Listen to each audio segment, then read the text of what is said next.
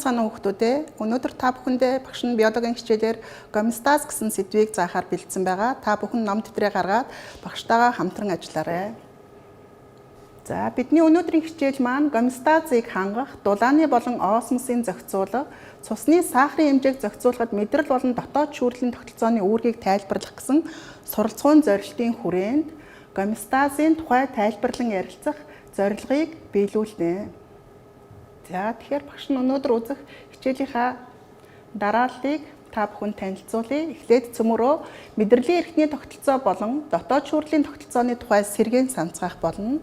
Дараа нь мэдрэлийн эрхтний тогтолцоог дотоод шүүрлийн эрхтний тогтолцоотой харьцуулаад эцэст нь гомеостазын тухай, гомеостазын зохицуулгын эргэх холбооны механизмыг тайлбарласнаар бидний өнөөдрийн хичээл дуусах болно. За ингээд хичээлээ эхлүүлэхийн өмнө багш нь та бүхэнд сэргээн санах хоёр асуулт бэлдсэн байгаа. Тэгэхээр багшийнхаа бэлдсэн асуултыг анхааралтай уншина уу. За нэгдүгээрт нь мэдрэлийн тогтолцооны зохицуулга явагдахад хэр хугацаа зарцуулагддаг вэ? Хоёрдугаарт нь мэдрэлийн тогтолцооны зохицуулгын сул тал бол их хэмжээний энерги шаарддаг явдал юм. Тэгэхээр мэдрэлийн тогтолцооны зохицуулгад шаардлагатай энерги юунд зарцуулагддаг вэ? За багш нь та бүхнийг саяхан мэдрэлийн эрхтний тогтолцооны тухай үзээд дууссан учраас өмнөх мэдгийчин сэргээн санахтай холбоотой ийм хоёр асуулт бэлдсэн байгаа. Одоо багш нь та бүхэнд зураг бичлэг үзүүлсний дараа та бүхэн энэ хоёр асуултанд хариулсан байгаарай. Асуултанд хариулахдаа багшийнхаа үзүүлж байгаа зураг бичлэгийг анхааралтай хараарай.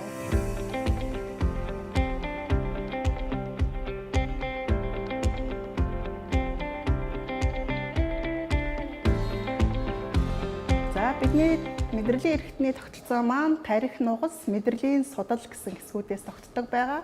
Одоо бичлэгэн дээр бид бүхэн мэдрэлийн импульс, мэдрэлийн нейроноор хэрхэн дамждаг вэ гэдгийг харж байна. Тэгэхээр мэдрэлийн импульс маань мэдрэлийн нейроны эсийн мембран бүрхүүлээр калий натрийн ионууд орж гарах процессор явагдгийг яг одоо харагдаж байна. Тэгэхээр энэ процесс маань асар хурдтай явагддаг гэдгийг та бүхэн санаж байгаа бах тийм ээ.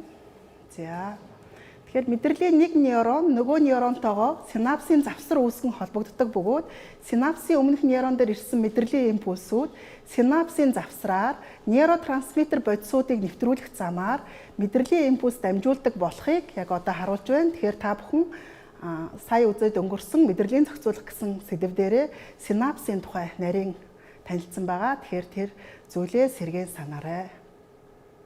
Багш нь сая зураг бичлэг үзүүлэхийн өмнө та бүхэнд хоёр асуулт тавьсан байгаа.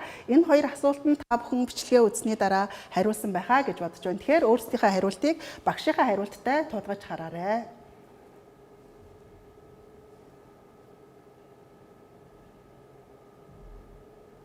За.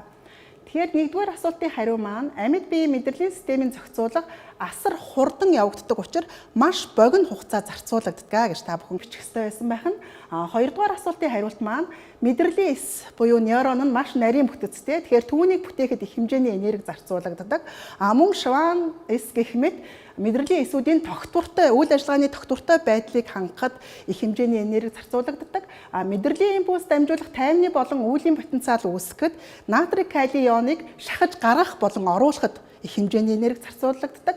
Эдгээр шахуурах уургийг нийлэгжүүлэхэд их хэмжээний энерги зарцуулагддаг гэдгийг бол хариултан дээрээ бичсэн байх ёстой. Тэгэхээр мэдрэлийн эрхтний зохицуулга маань ийм их хэмжээний энерги шаарддаг учраас бидний бие махбодод дотоод шүүрлийн зохицуулга үүсэж бий болсон байгаа. Тэгэхээр бид бүхэн дотоод шүүрлийн зохицуулгын тухай өмнөх ангиудаа мөн ярилцсан байгаа. Тэгэхээр одоо түүнийгээ цөмөрөө дахин сэргээн санацгаая. Тэгэхээр бидний дотоод шүүрлийн зохицуулга бол бие махбодын зохицуулгад мэдрэлийн зохицуулгаас илүү хямдхан боловч ижил үйлчлэгээ үзүүлэх өөр нэг арга бол маш бага хэмжээгээр ялгаран цусаар дамжин бүх биеэр тархдаг дааврыг ашиглах явдал байсан. Тэгэхээр даавар маань дотоод шүүрлийн зохицуулгын үндсэн бодис болдог байгаа. За тэгэхээр бидний бие махбодод явагддаг цусны дах глюкозын концентрацийг хянах, цусны усны потенциалыг зохицуулах, биеийн дулаан зохицуулах зэрэг гомеостатик үүргүүд нь бүхий л хугацааны туршид зохицуулагдаж байх ёстой болохоос биш мэдрэлийн зохицуулах шиг асар хурдтайгаар бол зохицуулагдах шаардлагагүй байдаг. Тэгэхээр энэ үйл ажиллагааг явуулахад хамгийн сайн зохицсон зохицуулга маань юу байсан бэ гэхээр даавар байсан. Тэгэхээр даавар маань дотоод шүүрлийн булчирхаанаас ялгаран гардаг гэдгийг та бүхэн мэдэж байгаа. Тэгэхээр дотоод шүүрлийн булчирхай гэж юу вэ гэдгээ цөмөрөө сэргээн санацгаая. За. Тэгэхээр шүүрэл ялгаруулах эсийг агуулж ямар нэгэн сувг хоолойгүй шүүрлээ шууд цус руу шүүрүүлж байдаг булчирхайг дотоод шүүрлийн булчирхай гэдэг тийм ээ. Тэгэхээр бид бүхэн дотоод шүүрлийн булчирхайн тодорхой булчирхайнуудыг одоо биолог үзэж байгаа бусад ангиудтай бол судалсан байгаа. Тэгэхээр одоо багш нь та бүхэнд юу бэлдсэн байгаа вэ гэхээр дотоод шүүрлийн булчирхайн зураг бэлдсэн байгаа. Тэгэхээр бие махбодын дотоод шүүрлийн булчирхайнуудын байрлалыг харуулсан энэ 8 дотоод шүүрлийн булчирхайг та бүхэн дэвтэр дээрээ нэрлэж бичээрэй.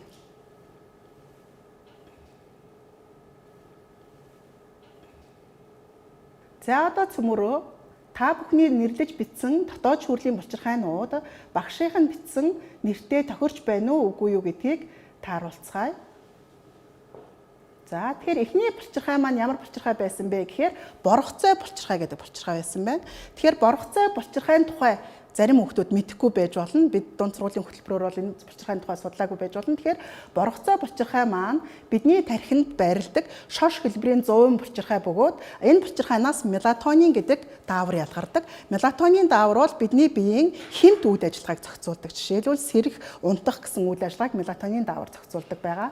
За 2 гэсэн дугаартай булчирхайг бол та бүхэн бүгд зөв бичсэн байхаа гэж багш найдаж байна. Тэгэхээр 2 гэсэн дугаартай булчирхай маань юу байсан бэ гэхээр өнчин тархи байсан. Тэгэхээр өнчин тархины тухай бид анх 7 дугаар ангид одоо амьд биеийн үржил хөгжил гэсэн сэдэв дээр бие махбодын бэлгийн бойжилт эхлэх үед өнчин тархинаас ялгардаг соматотропин өсөлтийн даавар, бэлгийн үйл ажиллагааг зохицуулдаг гонадотропин гэсэн дааврууд ялгардгаа гэж сонсож байсан байгаа. Тэгэхээр бидний одоо өнчин тархи бол бүх булчирхайнуудын маань их булчирхай буюу бусад бүх булчирхайнуудынхаа үйл ажиллагааг удирддаг ийм гол булчирхай байгаа. 3 гэсэн дугаартай булчирхай маань бол бамбай булчирхай байсан. Бидний хүзүүний өмнөх хэсэгт байрладаг. Тэгэхээр бамбай булчирхай бол маш олон тооны үүрэг гүйцэтгэх гээд оролцдог бөгөөд бамбай булчирхайнаас ялгардаг тироксин, тиронин гэсэн даавар ялгардаг. Цэцэн солилцооны тэнцвэртэй үйл ажиллагааг хангахад чухал үүрэг гүйцэтгэдэг.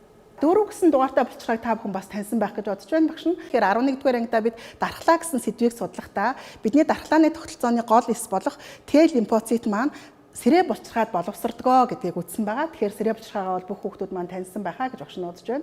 За 5 дугаартай булчирхай маань бол хос бөөрөн дээр маань байрладаг. Бөөрийн дээд булчирхай байгаа. Тэгэхээр энэ булчирхай маань хос байдаг бөгөөд бөөрийн дээд булчирхайг бид нар адреналин ялгаруулдаг гэдгээр нь хамгийн сайн мэднэ тийм ээ. Адреналин бол бидний зүрхний цохилтын хэмийг зохицуулах бөгөөд мөн айд сандарсан янз бүрийн сэтгэлийн хөдөлгөөний үед хэмжээгээр ялгарч одоо зүрхний цохилтыг нэмэгдүүлдэг гэдгийг бол хүүхдүүд та бүхэн мэдэж байгаа.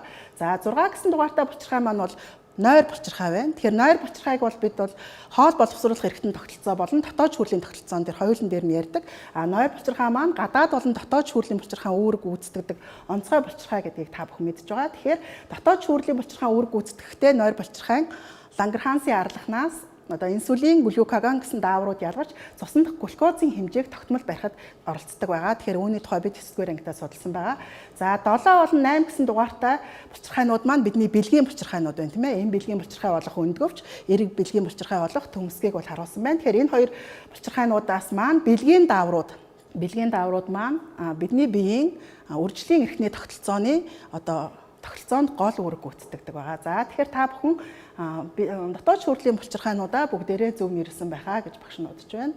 За тэгэхээр одоо цөмөрөө хичээлийнхаа 2 дахь хэсэг болох мэдрэлийн эрхний тогтолцоо болон дотоод шүүрлийн эрхний тогтолцоог харьцуулж үзцгээе. Тэгэхээр багш нь энд нэг юм хүснэгт бэлдсэн байгаа. Тэгэхээр та бүхэн энэ хүснэгтийг дэвтэр дээрээ хийгээд нөхөж бичнэ үү.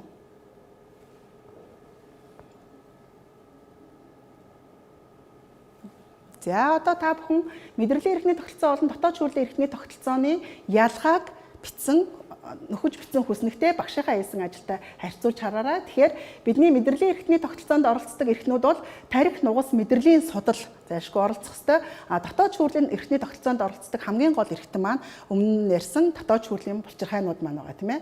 За мэдээлэл дамжуулагч нь бол мэдрэлийн эрхний тогтолцооны хувьд цахилгаан импульс, нейротрансмиттер бодисууд байдаг бол дотоод шүүрлийн эрхний тогтолцооны хувьд бол мэдээлэл дамжуулагч бодис нь даавар байдаг байгаа. За мэдээлэл дамжуулах хурд нь мэдрэлийн эрхний тогтолцооны хувьд хурдан богино хугацаанд явагддаг бол дотоод шүүрлийн эрхний тогтолцооны хувьд удаан тасралтгүй явагддаг. Энэ хоёр эрхний тогтолцоо маань бие биенийхээ сул талуудыг нөхөөд бидний бие махбодыг хүрээлэн байгаа орчны янз бүрийн өөрчлөлтөнд хариу үйлдэл үзүүлэх боломжоор хангаж өгдөгөө гэдгийг та бүхэн мэдэж байгаа. За За тэгэхээр одоо цөмөрөө хичээлийнхаа үндсэн гол хэсэг рүү оръё. Тэгэхээр бидний бие махбод бол эсээс тогтсон бүтцтэй. Эс гэдэг бол бидний бие махбодын үндсэн хэсэг гэдгийг та бүхэн мэдж байгаа. Тэгэхээр эсийн үйл ажиллагаа хэвийн байх нь бидний бие махбод хэвийн өөрийнхөө үйл ажиллагааг тогтвортой явуулах тэр боломжоор хангаж өгдөг. Тэгэхээр эсийн үйл ажиллагааг тогтвортой байлгахад хамгийн гол нөлөөтэй зүйл маань юу юм бэ гэхээр эдийн шингэн, эсийг хүрээлэн байгаа эдийн шингэн, түүнд шимт хичээлийн бодис болон хүчил төрөгчийг зөөвөрлөн аваачдаг цус байгаа. Тэгэхээр эдийн шингэн болон цусны найрлага бүтэц үйл ажиллагаа тогтвортой байх нь гомеостазыг одоо бий болгодог гэсэн. За тэгэхээр гомеостаз нь цус болон эдийн шингэнээс бүрдэх бие махбодын дотоод орчны тогтмол нөхцөлийг хангад чиглэсэн үйл явц байх нь. Тэгэхээр бие махбодын үйл ажиллагааг үр дүндээ явуулах шаардлагатай биеийн дотоод орчныг тогтвортой барих зохицуулгын системийг гомеостаз гэдэг тийм ээ. Тэгэхээр гомеостазын талаар бол бид 9-р ангидаа мөн судалсан байгаа. Ингээд 12-р ангидаа илүү гүнзгийрүүлэн судлах шаардлагатай байгаа. За. Тэгэхээр гомеостаз бол хөхтөн амьтдад хамгийн сайн хөгжсөн зохицуулгын механизм байдаг бөгөөд хөхтөн амьтдын биеийн дулаан, нүүрс хүчлийн хий, шээг зэрэг бодисын солилцооны хаягдал бүтээгдэхүүнүүд, цусан дахь глюкозын концентрац, цусны усны потенциал, хүчил төрөгч нүүрс хүчлийн хий зэрэг хийн солилцооны бодисуудын цусан дахь концентрац зэрэг физиологийн хүчин зүйлүүд гомеостазаар зохицуулагдаж байдаг хөхтөн амьтдын хувьд бол эдийн шингэний олон шинж чанаруудаас эс үүргээ гүйцэтгэхэд нөлөөлдөг боловч доорх гурван шинж чанар эсийн үйл ажиллагаанд шууд нөлөөлдөг гэж үздэг. Тэгэхээр температур, усны потенциал, глюкозын концентрац бол гомеостазад хамгийн чухал үүрэгтэй гэж үздэг байгаа. За тэгэхээр цөмөрөө өмнө нь эзэмшсэн 9-р ангид эзэмшсэн гомеостазын тухай мэдлэг болон мэдрэл дотоод шүүрлийн зохицуулгын тухай мэдлэгийг ашиглаад багшийнхаа өгсөн энэ хүснэгтийг нөхөж бичнэ.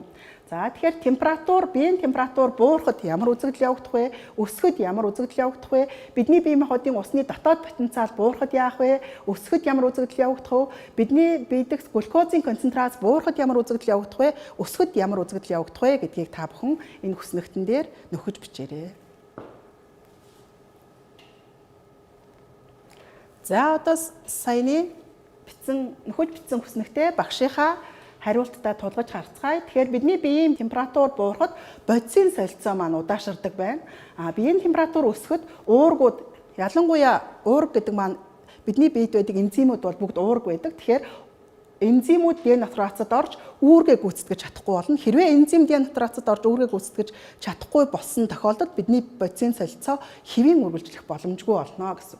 Хэрвээ бидний бие дэх усны потенциал өсөх юм бол ус осмосын үзэгдлээр эсээс гадагшлан бодисын солилцоо удаашрах юм уу зогсно. Өөрөөр хэлэх юм бол эсийн сэвнгийн концентрац ихснээс болоод бодисын солилцоо удаашрна гэсэн. Бие дэх усны потенциал буурах юм бол осмосын үзэгдлээр эсэд нэвтрэн орсноос эс хөөж томрон магадгүй амтны ус учраас хагарах магадлалтай. Тэгэхээр хэрвээ хагарч байна гэж бол эс үүргээ гүйцэтгэж чадахгүй өвхөж байна гэсэн үг тийм ээ. Тэгэхээр усны потенциал бол эсэд бас чухал үүрэгтэй гэдгийг харж болох нь. За глюкозын концентрац хэрвээ буурах юм бол эс энергийн их үүсвэргүй болсноос амьсгал бодисын солилцоо удаашрах юм уу зогсно.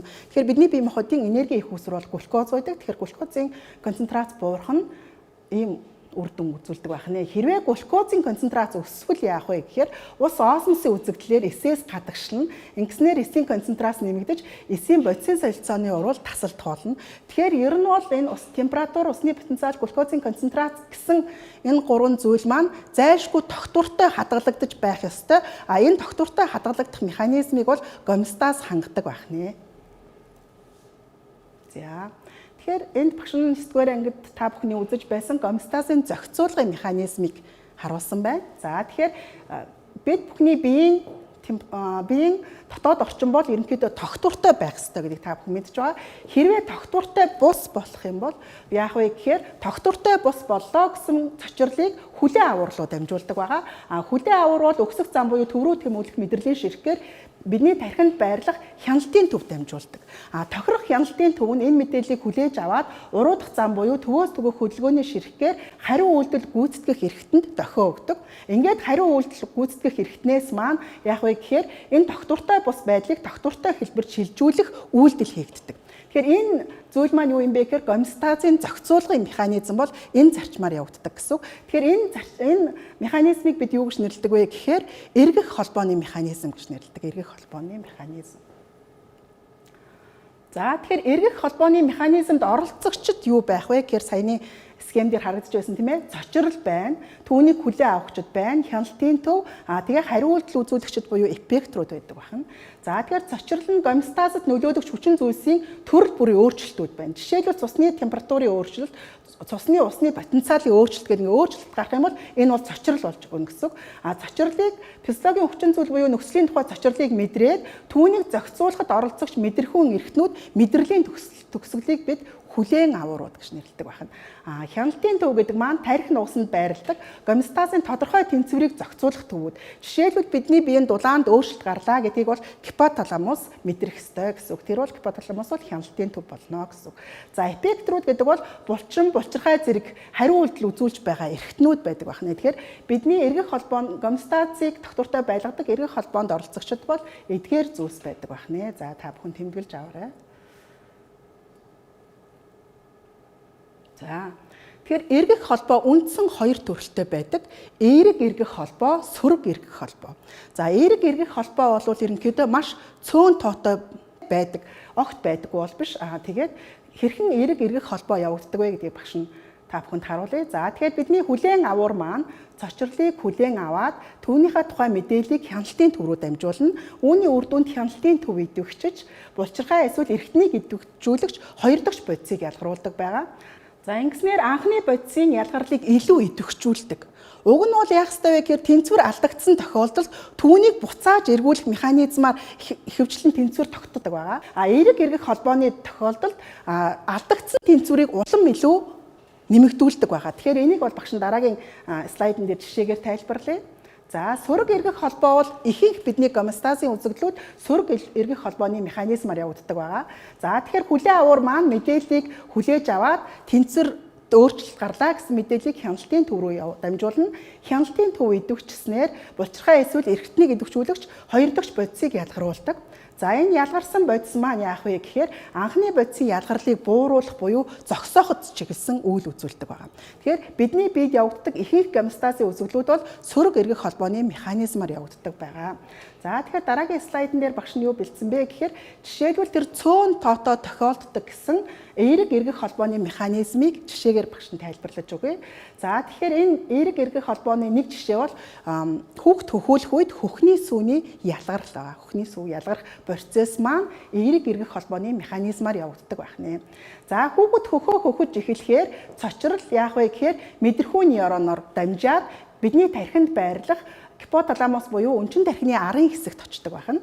Тэгэхээр өнчин тархины арын хэсэг хүүхэд хөхөж байна гэсэн мэдээллийг аваад мэдрэлийн шүүрэл ялгаруулагч эс нь мэдрэлийн даавар ялгаруулдаг. За тэгэхээр тэр мэдрэлийн даавар нь бол юу байдаг вэ гэхээр өнчин тархины арын хэсэг нь окситоцин гэдэг мэдрэлийн даавар ялгаруулна. Ялгарсан мэдрэлийн даавар маань цусны судас руу шүүрч ороод цусны судсаар зөөвөрлөгдөн бай эсэд очдог. Тэгэхээр хөхний сүү ялгарх энэ эерэг эргэх холбооны механизмын бай эс маань хөхөндөх гүлгэр булчингууд байдаг байна. Тэгэхээр энэ бай эсэд окситоцин очсноор хүүхэд хөхөж байна, илүү сайн агшиж, илүү сайн сүү ялгаруулаа гэсэн хариу үйлдлийн дохиог өгдөг байна. Үүний дагуу анх агшиж байсан булчин маань окситоцины үйлчлэгээр улам илүү идэвхтэй агшилт нь нэмэгддэг гэсэн үг. Ингэснээр сүүний ялгарл нэмэгддэг байна. Тэгэхээр энэ маань ямар хариу үйлдэл болж байна вэ гэхээр эерэг хариу үйлдэл болж байгаа. Нэгэнд өөрчлөгдсөн тэр тэнцвэрийг улам илүү нэмэгдүүлж байгаа ийм хариу үйлдэлийн механизм байна. За энэ багш нь сөрөг эргэх холбооны механизмыг үзүүлэхээр бэлдсэн байна. За тэгэхээр бидний гидсэн дэх 12 хуруу гидсний pH ямар байх вэ гэдгээс нөлөөлөн явагддаг хариу үйлдэлийн механизм байгаа. За тэгэхээр бидний хоол боловсруулах эрхтний систем буюу ходоодонд боловсрсон хоол маань 12 хуруу гидс рүү хамгийн түрүү орж ирдэг. Гэтэл бид бүхэн мэдэж байгаа ходоодны маань pH буюу орчин нь хүчлэлэг байдаг. Ихэвчлэн pH 2-той тэнцүү байдаг. Тэгэхээр ходоодонд боловсрч байгаа хоол хүнс 12 хуруу гидсэнд орж ирснээр яах вэ гэхээр 12 хуруу гидсний орчныг хүчлэлэг болгодог. Гэтэл 12 хуруу гидсэнд ажилладаг энзимүүд маань саармаг буюу шүлтлэг орчинд илүү сайн ажилладаг байдаг. Тэгэхээр яадаг вэ гэхээр ходоодноос орж ирсэн хоол хүнс маань бол цочруулын үр гүйцэтгэн гэсэн үг. Ингээд 12 хуруу эзэнд байгаа дотоод шүүрлийн эсүүдийг идэвхжүүлдэг мэдээлэл намжуулж. Тэгэнгүүт 12 хуруу дотоод шүүрлийн эсүүдээс даавар ялгардаг. Тэр даавар нь бол 12 хуруу эзэн дэх S гэсэн эсүүд маань даавар ялгаруулдаг байна. Энэ ялгарсан даавар маань цусны цус руу шүүрч ороод тэгээд байс буюу нойр булчирхайд очдог. Нойр булчирхай энэ мэдээллийг хүлээж авсныхаа дагуу бикарбонат ионуудыг ялгаруулдаг. Бикарбонат ион маань ходоодноос орж ирсэн хүчлэг орчныг саармагчуулан шүлтлэг болгодог. Тэгэхээр энэ явагдаж байгаа механизм бол гомеостазийн механизм бол сөрөг эргэх холбооны механизмаар явагддаг байгаа. За дээр нэмээд цөөхөн болгож байдаг гэсэн нэг жишээг бас та бүхэнд сонирхуулъя гэж багш нь бэлдсэн байна. Тэгэхээр бидний хүүхэд төрөх үед ямар эргэх холбоо үйлчилдэг вэ? Ямар зарчмаар гомеостаз маань зохицуулагддаг вэ гэдгийг та бүхэн сонирхож байгаа. Тэгэхээр хүүхэд төрхөөр өвдөх үед өвдөлт байнга нэмэгцээр байдаг. Хүүхэд төрн дүртэд өвдөлт нэмэгцээр байдаг.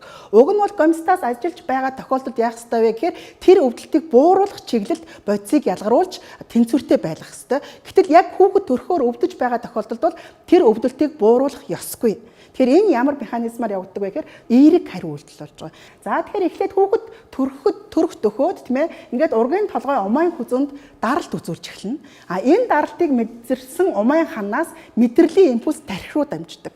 Ингээд тархинд ирсэн мэдрэлийн дагуу өнчин тархинд окситоцин ялгаруулахыг өдөөж өгдөг. Окситоцин гэсэн даавар ялгардаг байна. Ингээд окситоцин нь цусны урсгалаар умайн хан руу зөөвөрлөгдөж очоод окситоцин умайн ханыг улам илүү идэвхтэйгээр агшаадаг.